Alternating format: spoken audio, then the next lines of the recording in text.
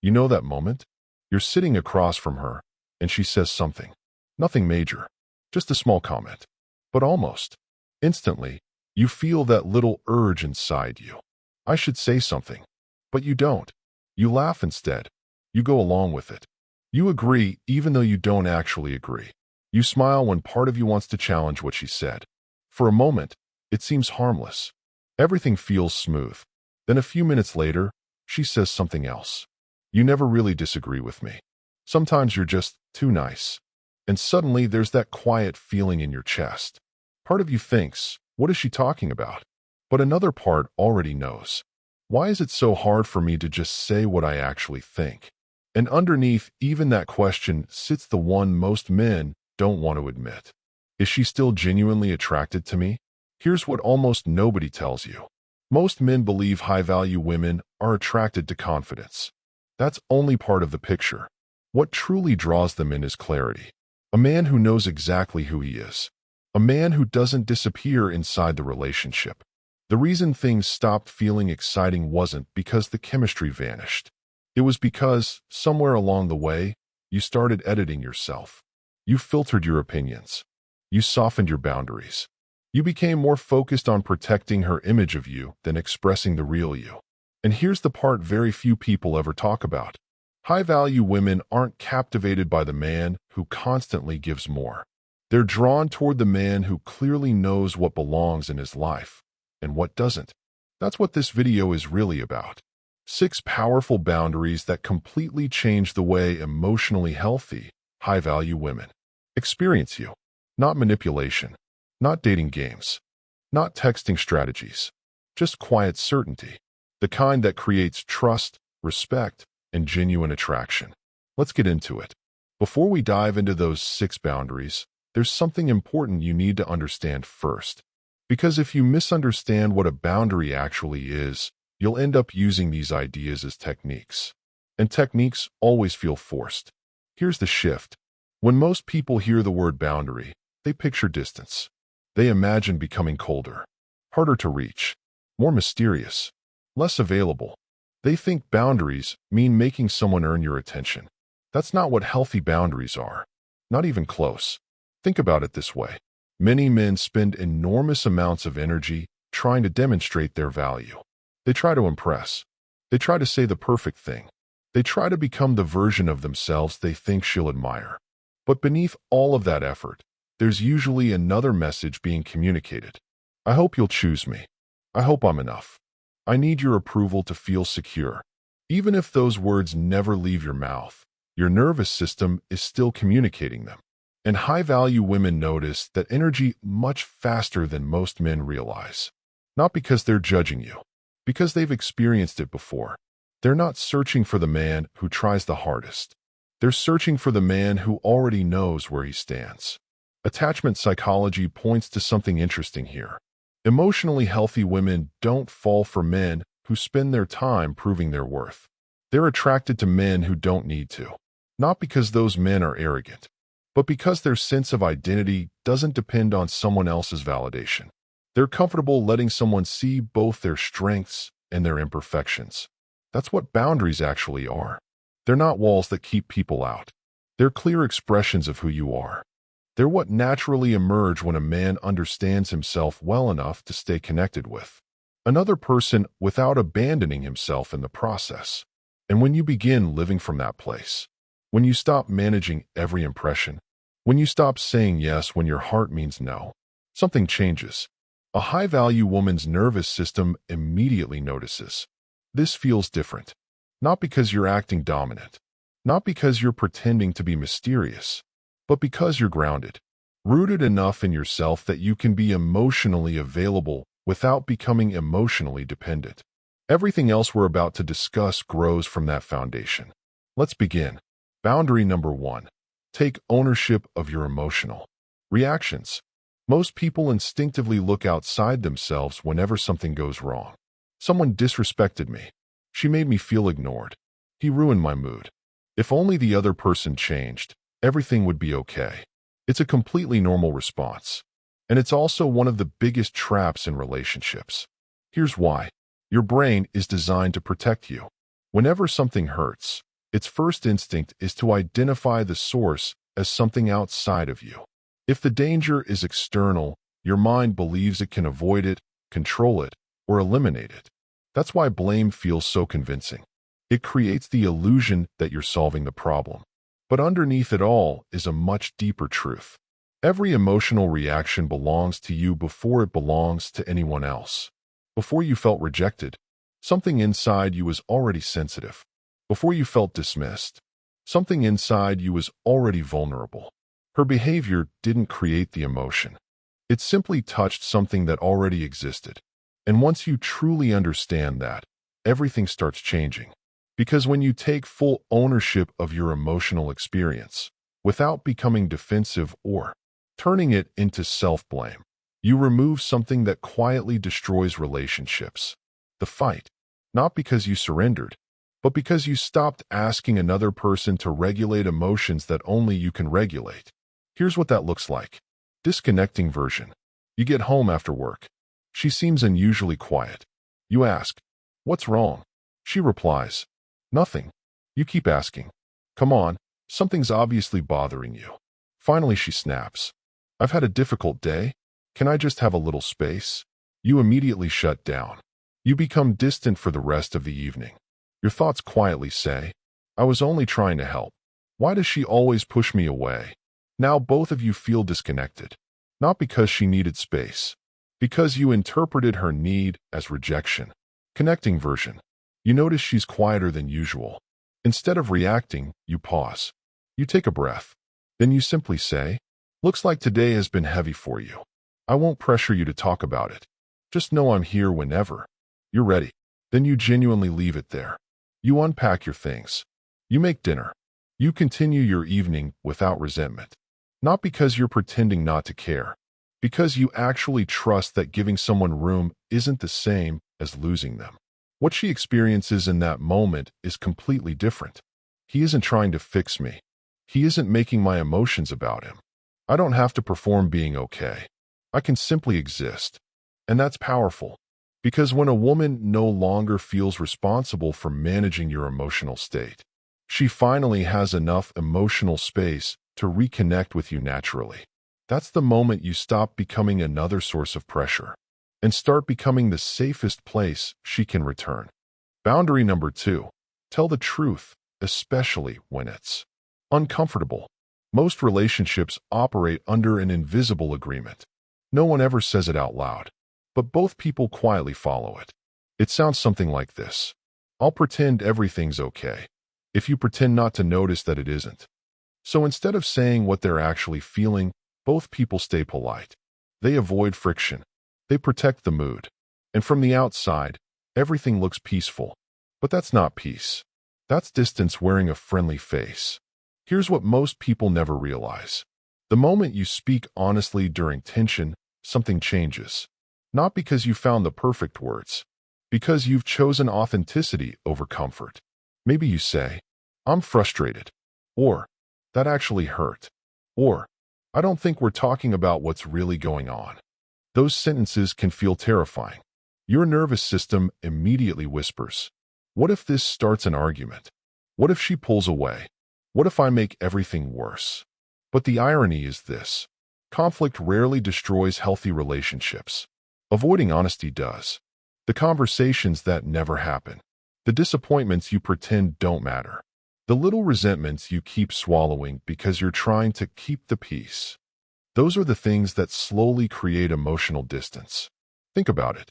Most couples don't actually argue about what they're arguing about. The dishes aren't really about dishes.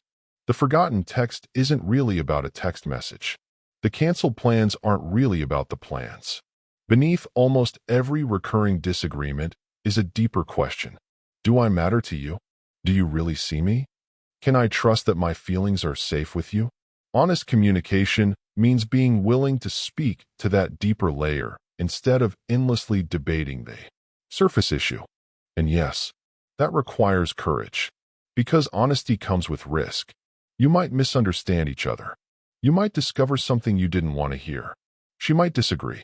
But emotionally mature women aren't attracted to men who avoid uncomfortable conversations. They're attracted to men who can walk into them calmly, because it tells her something important. This man isn't performing. He's willing to be real. And if he can be honest about his own inner world, maybe he'll make room for mine too. Here's an example. You're making weekend plans together. Every suggestion you make gets the same response. I don't mind. Whatever you want. You choose. Eventually, you decide for both of you. Everything seems fine. A few days later, you notice she's quieter. Something feels off. Neither of you understands why. The real problem isn't the restaurant or the plans. It's that neither person ever expressed what they actually wanted. Now imagine a different response. She says, "Whatever you want is fine." You smile, then gently ask, "I appreciate that, but I'd really like to know what you want, not what you think I want to hear." And then, you actually listen. If her answer isn't what you expected, you don't punish her for it. You don't become defensive. You simply let her be honest. In that moment, something inside her relaxes. He really wants to know me. I don't have to hide my preferences. I don't have to manage his reactions. That's when emotional intimacy begins. Not because everything is easy, but because both people finally feel safe enough to stop pretending. Boundary number 3, let your availability match your real life. This is where a lot of men get trapped. They usually swing to one extreme or the other. Some become available all the time, always answering immediately, always free, always adjusting their schedule, always waiting for the next message. Then they wonder why the attraction slowly fades. Others go in the opposite direction. They deliberately wait hours to reply, pretend to be busy, act emotionally distant, follow every dating rule they found online. Then they wonder why nothing feels genuine. The truth is, both approaches come from the same place. Fear. One fears losing her by caring too much. The other fears losing her by caring too little. Neither response is grounded. Here's what's really happening beneath the surface. When you're constantly available, your behavior quietly communicates. My life revolves around your attention. Even if you never say those words, your actions often do. An attraction begins to lose its balance. Not because caring is unattractive, but because your entire center of gravity starts depending on another person. Now flip the situation. You intentionally delay replies. You pretend you're less interested than you are. You manufacture distance because someone told you it creates attraction. That doesn't feel authentic either. Emotionally intelligent women usually recognize the difference. Artificial distance feels just as performative as excessive availability. Neither creates trust. Real availability looks different. It's based on reality. Your actual schedule, your actual priorities, your actual emotional capacity. Sometimes you can spend hours talking. Sometimes you're focused on work. Sometimes you reply immediately. Sometimes you don't see your phone until later. None of it follows a strategy. It simply reflects your real life. That's what authenticity looks like. Here's an example. Disconnecting version. She sends a message. You respond instantly. Every single time. You constantly check whether she's online. You double text whenever she doesn't answer. You like every story she posts within minutes. Without realizing it, your attention slowly begins orbiting around her. Inside, you're thinking, I just don't want her to think I'm losing interest. But everything you're doing is quietly asking for reassurance. Connecting version. She messages you. You answer when you're genuinely able to give the conversation your attention. Sometimes that's right away. Sometimes it's after work. Sometimes later that evening. Not because you're playing a game. Because you're living a full life. And when you're with her, you're completely present. Not distracted. Not emotionally starving. Not trying to prove anything. Simply there. What she experiences is completely different. He has goals. He has responsibilities. He enjoys his own life. And when he's with me, I have his full attention. That combination is incredibly attractive because it feels balanced. You're not difficult to reach. You're simply not abandoning your own life in order to stay connected to hers. And that's the difference. Real availability isn't measured by speed. It's measured by authenticity. When your attention comes from genuine presence instead of quiet desperation, she doesn't just feel wanted. She feels chosen. And those two things are never the same. Boundary number 4. Don't avoid the conversations that matter most. This is where many relationships quietly begin to drift apart. Not because two people stop caring, but because they keep avoiding the conversations that would bring them closer. The conversations about commitment, about expectations, about where the relationship is actually heading. Most people postpone these discussions because they feel risky. What if she doesn't want the same things? What if bringing this up scares her away? What if I hear an answer I'm not ready for? So instead of asking, they wait. They tell themselves the timing isn't right.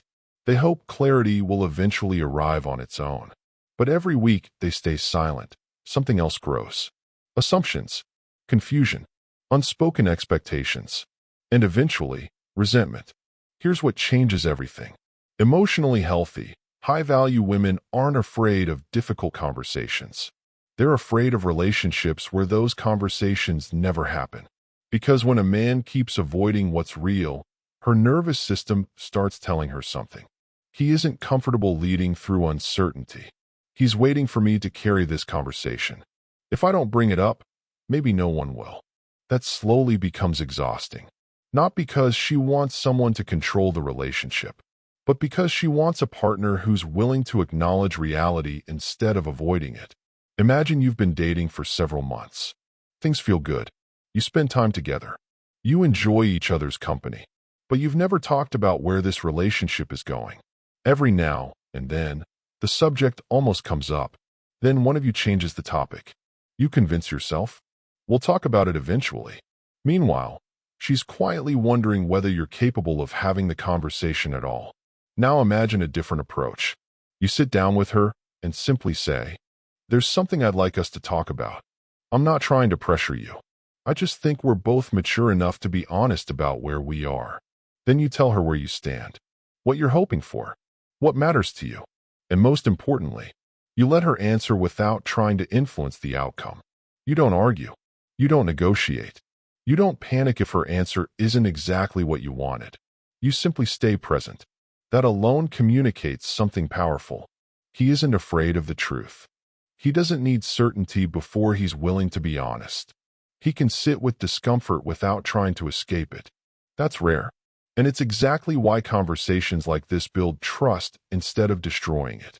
The moment you stop walking around the difficult conversation, you become the man who's willing to walk through it.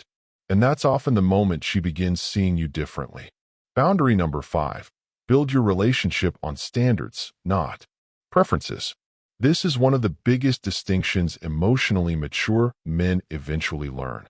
Most men confuse preferences with standards. They sound similar, but they're completely different. A preference says, I'd really like it if this happened. A standard says, this is part of who I am, and I won't abandon it. Preferences are flexible. They change depending on the situation. Standards are different. They come from your values. They're not about controlling another person. They're about remaining true to yourself. That's why high-value women pay attention to standards. Because standards communicate something much deeper than attraction ever could. They say, I know who I am. I respect myself. And I'm not willing to lose myself simply to keep someone happy. There's something incredibly calming about that. Not because it feels rigid, because it feels dependable. When a man knows where he stands, the relationship becomes more secure, not less. Here's the deeper psychology. The clearer you become about your own standards, the easier it becomes for her to express hers. Neither person has to guess. Neither person has to perform. Both people know what's important. And that's where healthy relationships begin. Let's look at an example. She cancels your plans. Again, it's happened several times already. You tell her, no worries. It's completely fine. Even though it isn't. Inside, you're disappointed. Maybe even hurt. But you convince yourself that saying something might make you seem needy. So you stay quiet. Over time, that frustration slowly turns into distance. She notices you're pulling away. She doesn't understand why. And neither of you ever talks about the real issue. Now imagine responding differently. She cancels again. You pause before answering. Then calmly say, I understand that things come up. But this has happened a few times recently, and I want to be honest about how it feels. When our plans keep getting canceled, I start feeling like I'm not a priority. I'm not saying that's your intention. I just wanted you to know how it lands for me. Notice what isn't happening. You're not attacking her. You're not accusing her. You're not demanding that she change. You're simply being honest about your experience. And you're inviting a conversation instead of starting an argument. What does she hear? He respects himself enough to speak up. He isn't pretending everything's okay just to avoid conflict. He knows what matters to him. That's attractive. Because authenticity is attractive. Clarity is attractive. And standards create both. When you express your boundaries calmly instead of burying them under resentment, you give the other person something incredibly valuable. The chance to understand you. The chance to respond. The chance to meet you where you actually are. High-value women don't need perfection. They need honesty. They'd much rather know exactly where you stand than spend months trying to decode someone who's afraid to speak. And that's the real power of standards. They're not there to push people away. They're there to make genuine connection possible. Boundary number 6. Stay emotionally grounded when life gets heavy. This may be the boundary that matters more than all the others. Because sooner or later, every relationship runs into difficult days. Stress, disappointment, exhaustion, moments when emotions run higher than either person expected. What usually happens? One person becomes overwhelmed, and the other reacts. Some men withdraw completely. They go quiet. They shut down. They call it needing space, but to the other person it often feels like emotional abandonment. Others move in the opposite direction. They try to solve everything. They ask endless questions. They argue. They defend themselves. Or they absorb her emotions until they're just as overwhelmed as she is. Neither response creates safety. Here's what most people never learn. When a woman is emotionally overloaded, the first thing her nervous system is searching for isn't advice. It isn't logic. And often, it isn't even a solution. More than anything, she's looking for stability. Someone whose emotional state doesn't collapse just because hers has. Not forced calm. Not pretending everything is okay. Real steadiness. The kind that comes from someone who has already learned how to regulate themselves. There's an important reason for this. Our nervous systems constantly influence each other. Spend enough time around someone who's anxious, and you'll begin feeling anxious too. Spend enough time around someone who's genuinely calm, and your own body starts relaxing without you even realizing it. Most people unknowingly mirror the emotional state in front of them. Stress creates more stress. Frustration creates more frustration. But a grounded man interrupts that cycle. He doesn't ignore her emotions. He simply refuses to let them pull him out of his own center. And that's incredibly rare. Imagine she comes home after a difficult day. She's short with her answers. Frustrated. Clearly carrying something heavy. Disconnecting version. You immediately begin asking questions. What's wrong? Did I do something? Talk to me.